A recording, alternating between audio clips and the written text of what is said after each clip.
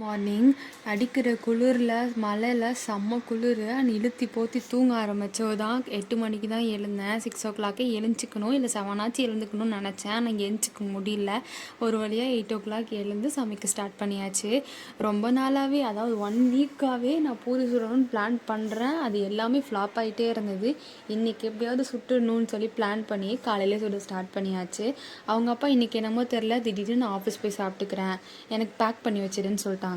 சரி, அது ஒரு வேலையை நல்லதாக தான் போச்சு. ஸோ எல்லாமே பேக் பண்ணியாச்சு.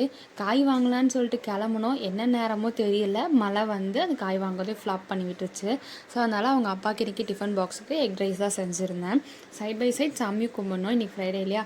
ஸோ அதனால் சாமி கும்பிடுவோம் ஸ்டார்ட் பண்ணியாச்சு. கொஞ்சம் கொஞ்சமாக எல்லாமே ரெடி பண்ணி சாமியை கும்பிட்டாச்சு. நல்ல வேலை தம்பு தூங்கிட்டு இருந்தான். அவன் தூங்கிட்டு இருக்க நேரத்தில் தான் எல்லாமே செய்ய முடியும். நல்ல வேலை எழுந்திருந்தானா என்ன பண்ணுறதுன்னு எனக்கு தெரில. நல்லபடியாக சாமி கும்பிட்டாச்சு.